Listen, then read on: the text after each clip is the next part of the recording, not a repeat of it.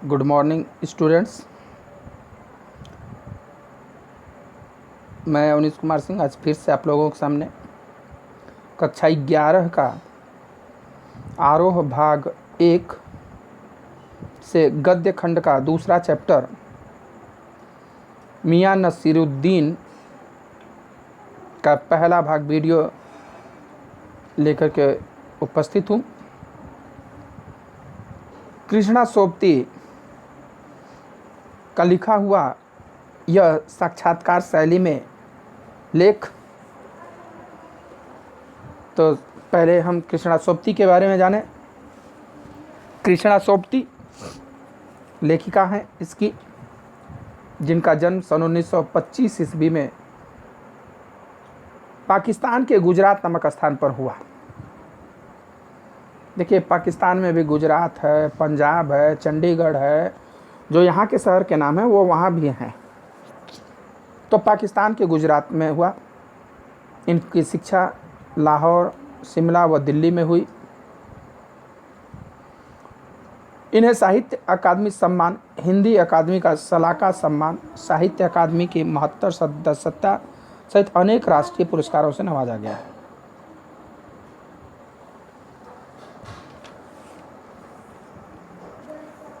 इनकी जो प्रमुख रचनाएं हैं,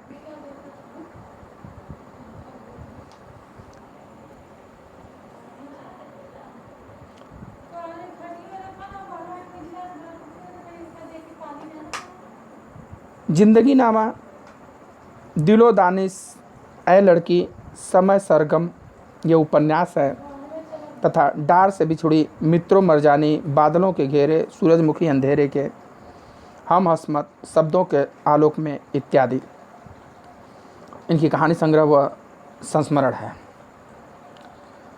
25 जनवरी सन 2019 को इनका निधन हुआ। भारत पाकिस्तान हिंदी कथा साहित्य में कृष्णा सोबती की विशेष पहचान है।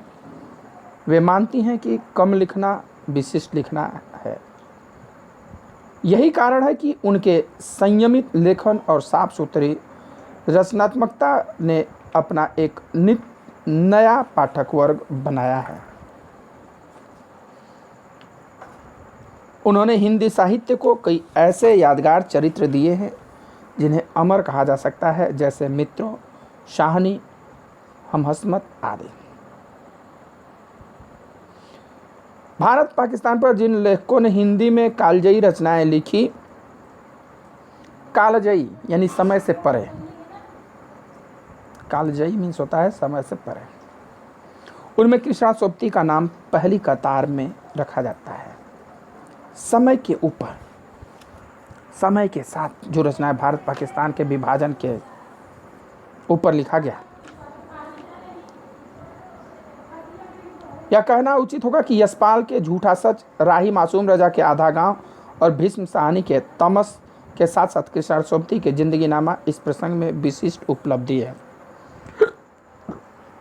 देखिए, ये सारी रचनाएं जितना है, चाहे यशपाल का झूठा सच हो, राही मासूम रजा का आधा गांव हो या भीष्म साहनी का तमस, ये सारी रचनाएं हिंदुस्तान पाकिस्तान के बंटवारे के ऊपर लिखी गई हैं।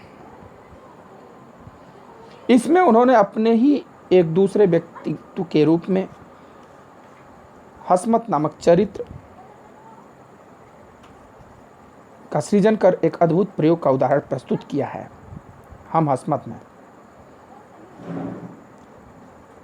उन्होंने हिंदी की कथा भाषा को एक विलक्षण ताजगी दी है। संस्कृत निष्ठ तत्समता, उर्दू का बाकपन, पंजाबी की जिंदा दिली, ये सब एक साथ इनकी रचनाओं में मौजूद है।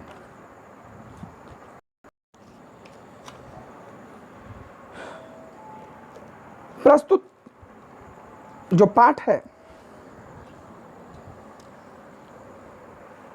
इनकी रचना हम हस्मत नामक संग्रह से लिया गया है, जिसमें खानदानी नानबाई मियां नसीरुद्दीन का वर्णन किया जाता है।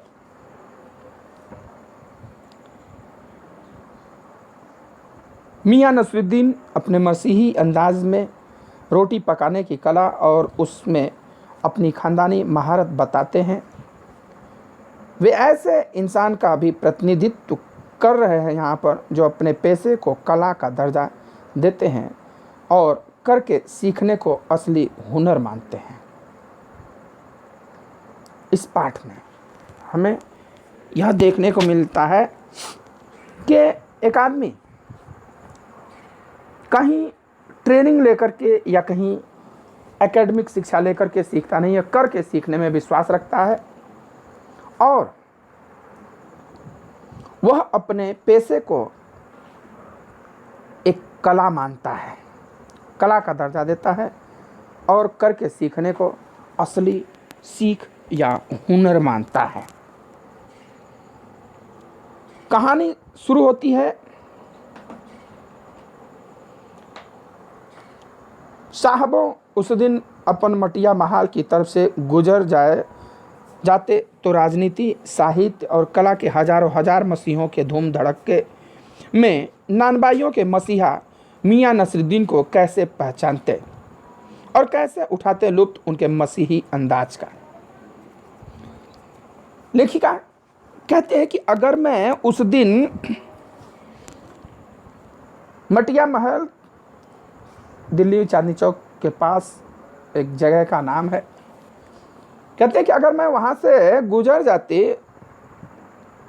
राजनीति, साहित्य और कला के बारे में जानने के लिए, तो यहाँ पर धूम धड़के में नानबाइयों के मसीहा मियां नसरुद्दीन को कैसे पहचानती, कैसे जान पाती, उनके मसीही अंदाज का लुत्फ कैसे उठा पाती।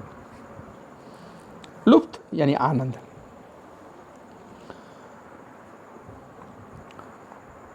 करे हुआ यह कि हम एक दोपहरी जामा मस्जिद के आड़े पड़े मटिया महाल के गढ़ैया मोहल्ले की ओर निकल गए। जामा मस्जिद चांदनी चौक पर, उसी के आड़े यानी कि पीछे मटिया महल का गढ़ैया मोहल्ला, उससे पीछे गढ़ैया मोहल्ला का नाम पड़ गया होगा, की ओर निकल गए। एक निहायत मामूली अंधेरे से दुकान पर पटापट आटे का ढेर सनते देख ठिठके। भाई भट्टी सुलग रही है, धुआं से उसमें बहुत साफ नहीं है, साधारण सा दुकान जिसमें आटे पटापट सन रहे हैं, रोटियां बनाई जा रही हैं। तो वहाँ ठिठके यानी कि रुके। सोचा सेवइयों की तैयारी होगी, पर पूछने पर मालूम हुआ खानदानी नानबाई मियां नसरुद्दीन की दुकान पर आप खड़े हैं। सोचिए कि ईद आ रहा है तो सेवई बनाने के लिए आटा गूंथा जा रहा होगा, सेवइयों की तैयारी चल रहा है। लेकिन जब पूछी भाई क्या हो रहा है, तो पता चला इन्हें कि ये प्रसिद्ध नानबाई मियां नसरुद्दीन की दुकान है। नानबाई यानी रोटी बनाने और बेचने वाला को नानबाई कहते हैं, जो भिन्न भिन्न प्रकार की रोटियां बनाता और बेचता है, उसे नानबाई कहते हैं। मियां मशहूर हैं 56 किस्म की रोटियां बनाने के लिए। सोचिए मियां नसरुद्दीन किस लिए फेमस है? 56 प्रकार की रोटियां बनाने के लिए। 56, आप लोग नाम भी नहीं सुने होंगे कि 56 प्रकार की रोटी कैसे बनती है। क्या हम लोग बहुत गिनेंगे तो कितना रोटी है, तंदूर रोटी है, तवा रोटी है, पराठा है, तो बेसन की रोटी है, मक्के की रोटी है, बाजरे की रोटी है, चने की रोटी है। इस प्रकार से हम कुल मिला देंगे तो 10-12 प्रकार की रोटी बताने में ही सक्षम हो पाएंगे। लेकिन वहाँ 56 प्रकार की रोटियां वो बनाते हैं, उसमें वो फेमस है। हमने जो अंदर झांका तो पाया मियां चारपाई पर बैठे बीड़ी का मजा ले रहे हैं। लेकिन क्या कहते हैं, जब मैं अंदर झांक के देखी तो मियां नसरुद्दीन चारपाई पर बैठे हुए और बीड़ी पी रहे हैं। मौसमों की मार से पका चेहरा, आंखों में काइयां भोलापन, मौसमों की मार से पका चेहरा, यानी कि धुआं आग भट्टी के पास रहते रहते चेहरा काला है। पका चेहरा मतलब काला है, उस पर अनुभव झलक रहा है। चेहरे आंखों में काइयाँ, काइयाँ चालाकी, नहीं कहते बहुत काइयाँ है ये, किसी को कहते हैं तो बहुत काइयाँ है। काइयाँ है मतलब चालाक है, आंखों में चालाकी झलक रही है। भोलापन और पेशानी पर मजे हुए कारीगर के तेवर।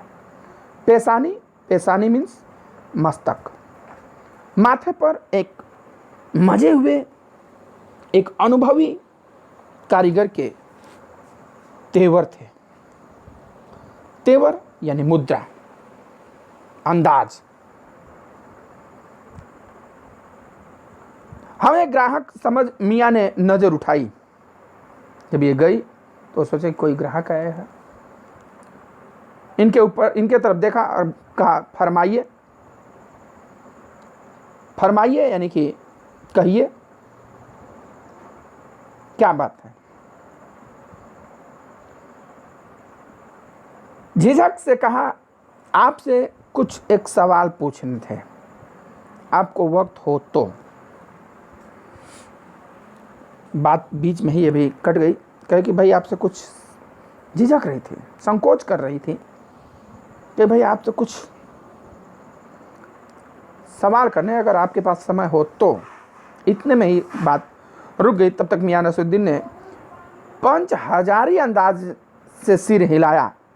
निकाल लेंगे वक्त थोड़ा, पर यह तो कहिए आपको पूछना क्या है।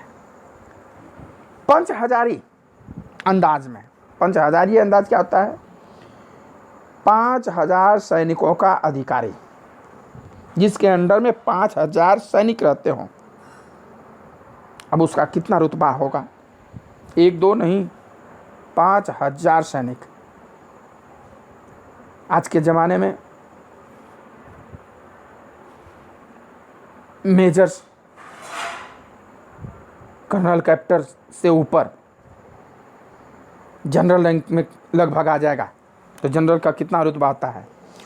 मतलब उतना, जैसे कि मान लो कि कितना बड़ा अधिकारी हो, उस अंदाज में सिर हिलाते हुए बोला कि ठीक है, नहीं भी वक्त होगा तो निकाल लेंगे, लेकिन फरमाइए क्या बात है, क्या पूछना है आपको। फिर घूर कर देखा और जोड़ा, मियाँ कहीं अखबार नवीस तो नहीं हो?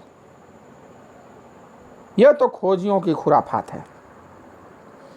पहले कहा कि बता, निकाल लेंगे समय, पूछिए आप क्या पूछना। फिर थोड़ी देर सोचे, ओ कहीं आप अखबार नवीस यानी पत्रकार तो नहीं है? यह सब खोजियों की, खोज करने वालों की खुराफात है, शरारत है कि अखबार बनाने लगे बिना। हम तो अखबार बनाने वाले और अखबार पढ़ने वाले दोनों को ही निठल्ला समझते हैं। कहते हैं भाई हम तो अखबार जो पढ़ता है और जो अखबार छापता है, दोनों को हम निठल्ला यानी बिना काम काज का खाली समझते हैं, कि उनके पास कोई काम काज नहीं है। हाँ, काम काजी आदमी को इसमें क्या है, काम है भाई। जो काम करने वाला, उसके पास अखबार पढ़ने का समय है कि घूम घूम के उसे कहानी लिखने का फुर्सत है? खैर, आपने यहाँ तक आने की तकलीफ उठाई ही है तो पूछिए क्या पूछना चाहते हैं। जान गए कि ये अखबार वाली है, कोई लेखिका है। कहते हैं खैर, जब आप यहाँ तक आई गई हैं तो पूछ ही लीजिए क्या पूछना चाहती हैं।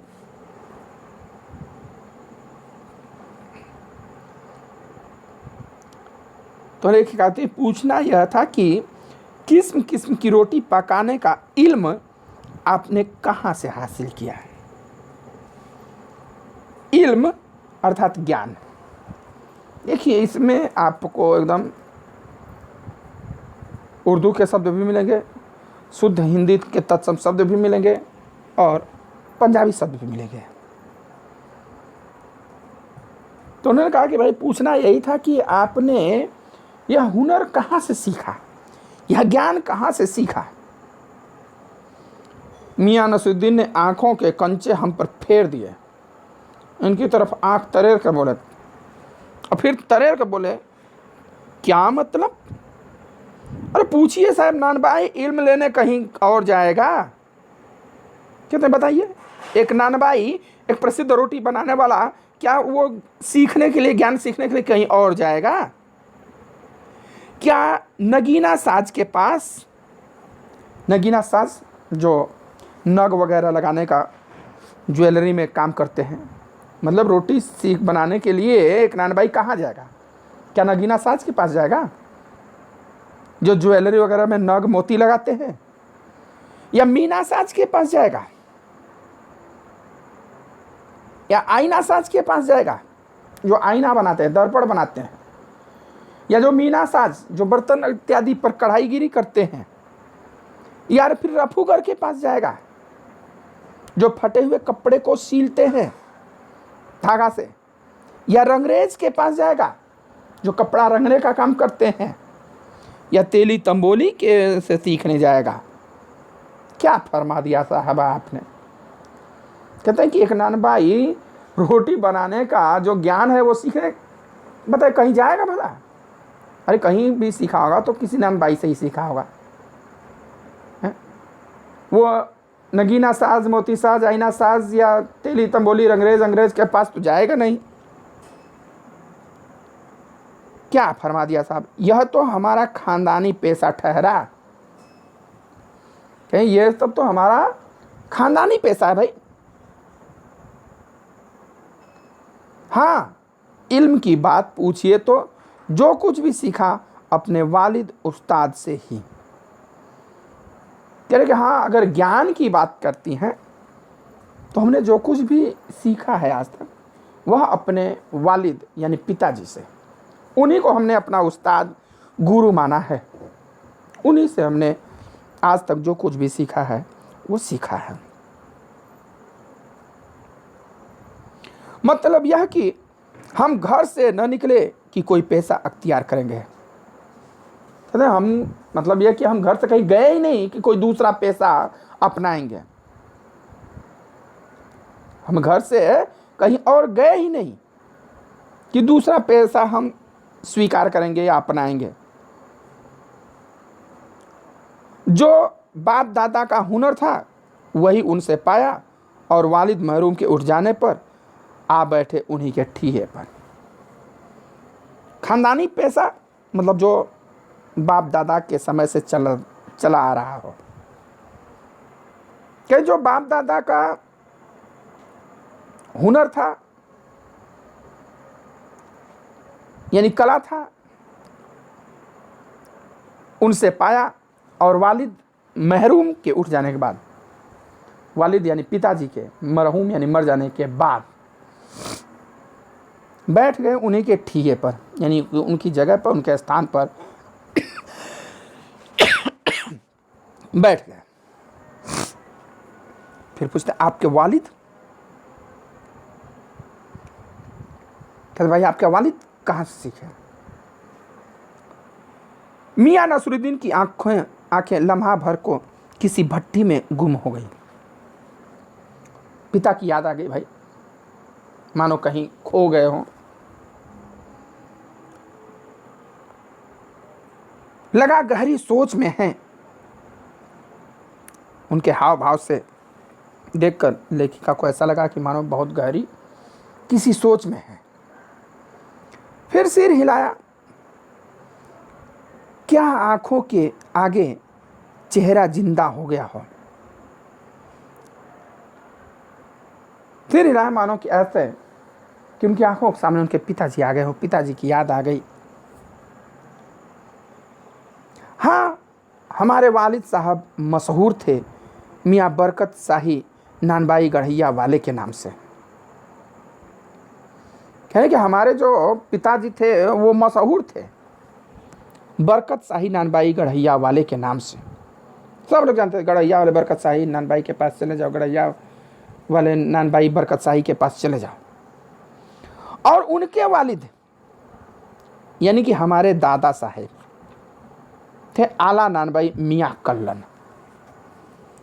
कह कि हमारे मियाँ बरकत शाही नानबाई के नाम से मशहूर थे, और उनके जो पिता थे अर्थात हमारे जो दादा थे वो आला